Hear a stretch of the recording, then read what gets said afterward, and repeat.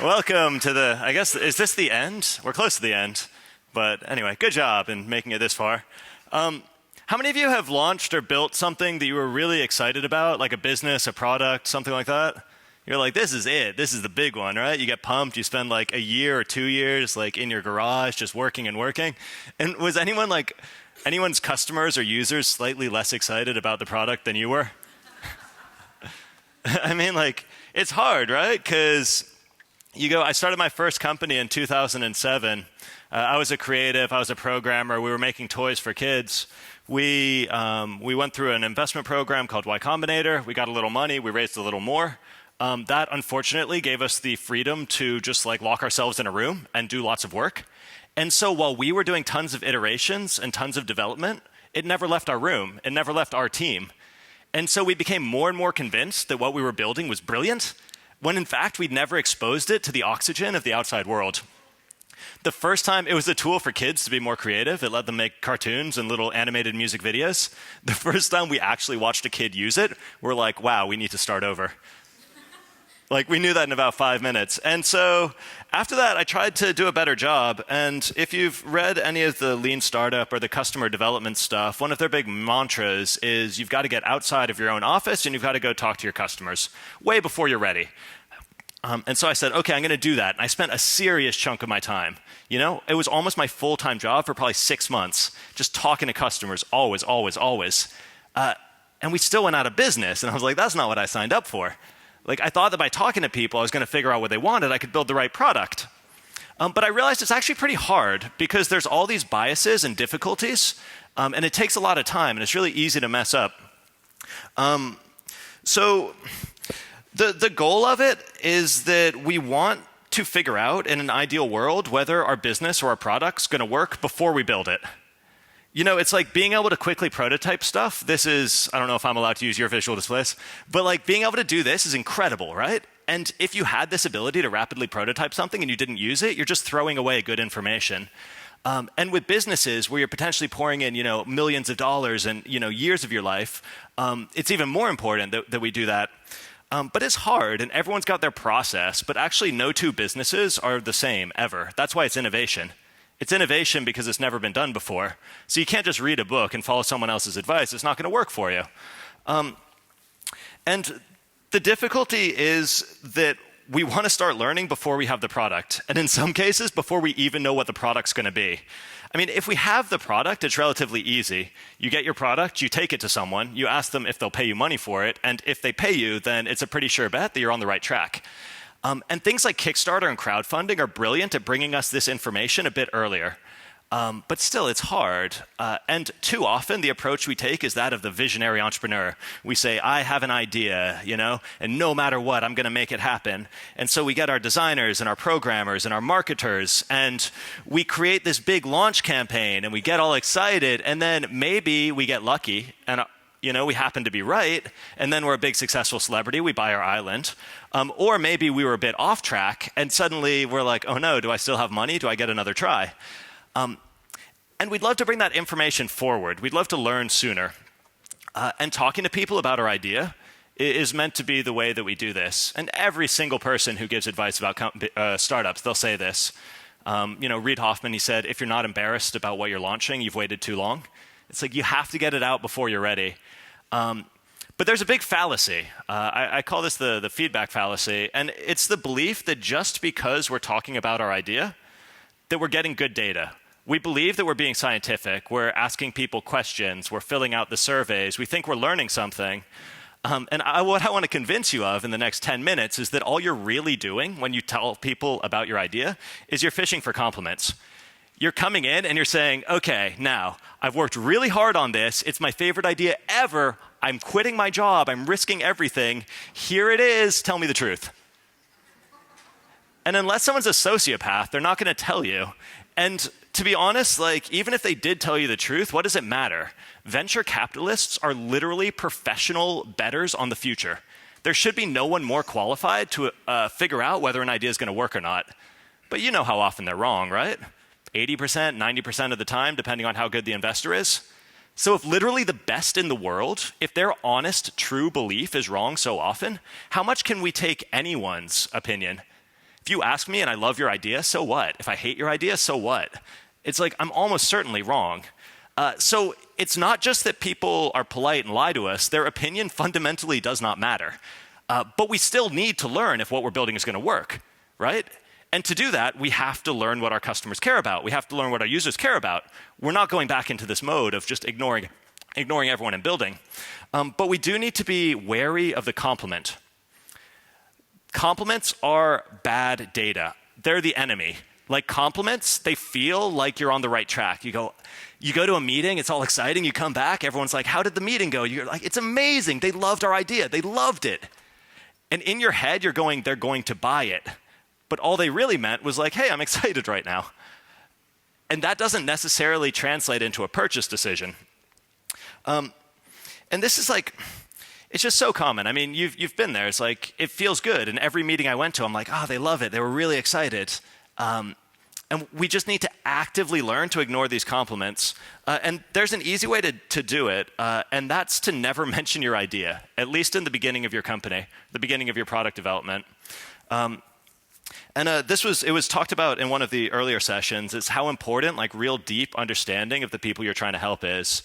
And actually, to understand them, you don't need to mention your idea. If I'm building a digital cookbook, you know, like an iPad cookbook with videos and recipes and all that cool stuff, and I go up to you and I go, hey, I've got a great idea. It's an iPad digital cookbook. Isn't that great? You're going to go, yeah, that sounds really cool. If I come up to you and I'm like, hey, when's the last time you bought a cookbook? You're going to go, I have never bought a cookbook. I'm like, why not? Well, I don't need them. That stuff's free. Why would I ever do that? I'll just go on YouTube. I'm like, okay, probably my business isn't going to work. And I never needed to mention my idea. I just had to ask about your life and the way you're already solving your problems. If I'm like, you know, when's the last time you bought a cookbook? You're like, oh, I go to the bookstore all the time, desperately looking for cookbooks, and none of them are digital enough for me. You know, then like maybe I've got like an opportunity there.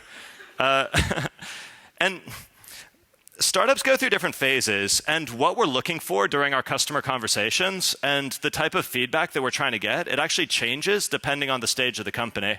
They go through a lot more, but most startups die before they get to the second stage, so I'm just going to focus on these two. Steve Blank, he was sort of the lean startup stuff came out of his work. He calls these discovery and validation.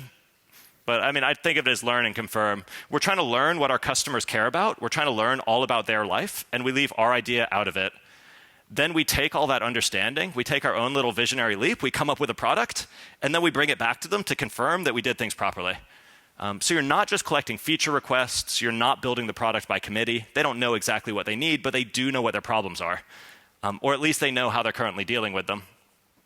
I remember I talked to a guy, I was talking about one of my startup ideas, and he's like, oh, my company needs that so badly. We always have this problem, you know? We would definitely use this. We would definitely buy this. So I've already made a mistake. I talked about my idea, and now he's making fuzzy promises about what he might do in the future. Yeah, we would definitely use this.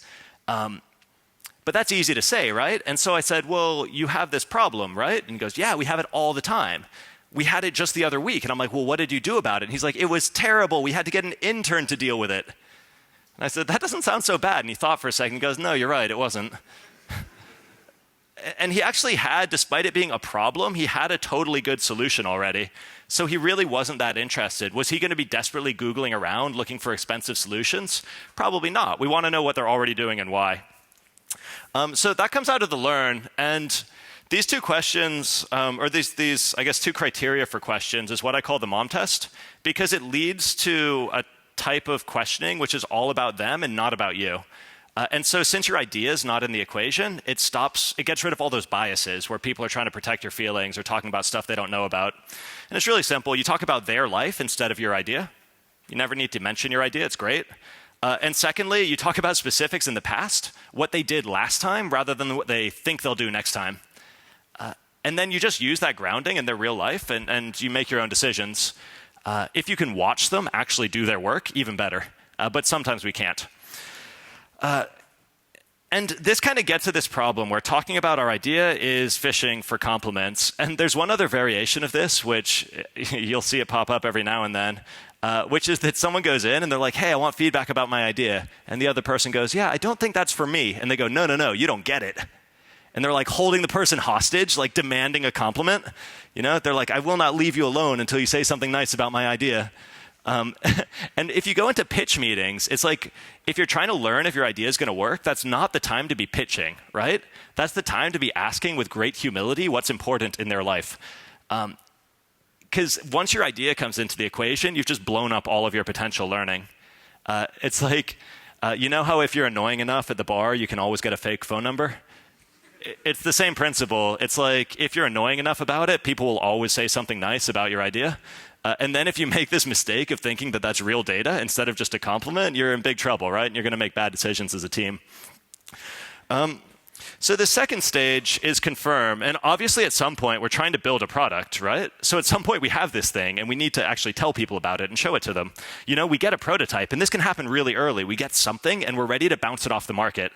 And that's brilliant. But if I go, hey, I've got this thing. What do you think? You're going to go, that's cool, But that's a compliment. We don't know. And actually just watching how people use it is brilliant because that's not a compliment. That's real data. You're removing yourself and your ego from the equation, and you're just like, here, use it or don't. Do your thing. That's real data. Equally, if you're not far enough along where people can actually use it, but you still need to talk about it, then what you have to do is you need to end every meeting by asking for some kind of commitment. If I come up to you and I'm like, hey, do you like my shirt? You're going to go, probably. You're going to go, yeah, it's a fine shirt.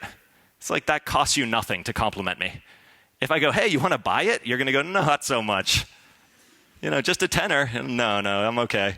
It's like you don't love my shirt that much. And so there's three main types of commitments that we can ask for. And you want to do this, like their time, reputation, and money. An example of time, I was talking to a potential customer about one of my products. She said, I love it. My whole team would love it. This is incredible. And I was like, I don't have a prototype. There's nothing I can charge her money for. How do I figure out if she's giving me real feedback or if she's just saying nice stuff? So you ask for a commitment. So I said, hey, can I come in next week and sit down with your entire development team for 4 hours to go through the whole product design to really make sure this is solving your problems? And now that's a big ask. I've gone from asking for a compliment to asking for a major chunk of her team's time. So whatever comes next is going to tell me whether she's likely to become a real customer or not, a real user or not. And she thought for a second, because this is a real decision, she said, actually, that would be great. This is really important to us. And so at that point, I'm taking all of her feedback 1,000,000 times more seriously, right? Reputation is introductions, case studies, testimonials. All of this stuff is great. You can ask for it immediately. Someone's like, I love it, it's incredible. Can I talk to your boss? Not so much. Then probably you can ignore everything that person just told you because they're not really going to become a customer. And this is how you break down this common pattern of bad meetings where they end by people going, it sounds great, let me know when it launches. And if you look at that, it's a compliment, sounds great, plus a stalling tactic. Let me know when it launches. Compliment, stalling tactic. If you look out for it, you'll notice a lot of your conversations today will end like that. Oh, that's a really cool business. Keep me in the loop. It's like, oh, sounds incredible. How do I learn more later? It's like very non-committal. And that's fine. I'm not saying like be pushy. But if you're trying to figure out whether someone's really going to buy this thing, if you're trying to figure out whether you should fire up the factory and produce 10,000 of them, it's like you need to hold yourself accountable for getting to real information. And that means putting people to a real decision. So the two big stages and the way you get a good data during these feedback conversations is during the learn phase, you just never mention your idea at all. It's the hardest thing in the world to do, but just don't talk about it. Talk about your customer's life. And when you're in the confirmed stage, make sure you ask for commitments. In these little workbooks that there's like 1,000,000 of everywhere, so if you need some spare paper, I guess you can take some more of them. But there's like a couple pages, and it helps a lot to plan this stuff in advance. Because when you get into the meeting, you're so nervous, and you're like, it feels like the meeting has gone really well, and asking for money is just going to ruin the whole thing. But you kind of have to, otherwise the meeting was for nothing. But you can't always ask for money, so it's worth thinking through ahead of time the big important questions that you want to ask and the types of commitments that you feel you could get away with at this point. And again, not to be forcey, or not to be pushy, but just to get to a real bit of information.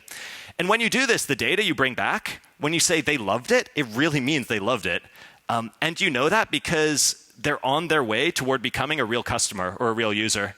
And if you're taking responsibility for, for your time, for your savings, for your team's time, if you're trying to do something, world-changing and sort of you really want to make sure it works and it helps, there's a lot of reason to take this stuff seriously. The kind of last point I want to make is that there's a tendency when you find out about a new process to spend way too much time falling in love with that process. Like I made that mistake. I don't know if you caught it when I was describing my company. I said, then I spent 3 months just talking to customers. Huge waste of time. I should have spent like a week, or a day. If you bring the time cost way down, you want to be learning on an ongoing basis. You learn a little bit, you build a little bit. You learn something, you're like, hey, I got some ideas. You like build the next prototype, you get it back in the market, you learn a little more, you talk to people, you build something. These go hand in hand. For myself, I try to do weekly cycles. So I try to have something new built each week and some new conversations where I'm learning if I'm on the right track each week. If it starts getting to a month and you haven't learned anything significant about whether or not you're in the right direction, then maybe it's like there's opportunities to break the problem into smaller pieces, which then saves you all those extra weeks. So that's basically it. It's really simple. It's just leave your idea and your ego out of it, get to real information about the customer's lives, and then once you do have a product, never accept an opinion or a compliment, and always push for some kind of commitment. If it's relevant to you, I wrote a book that goes into more. And if my company, which I guess what we do now is we're trying to figure out how entrepreneurship is learned and taught. So we design entrepreneurship programs for a bunch of universities and accelerators and stuff.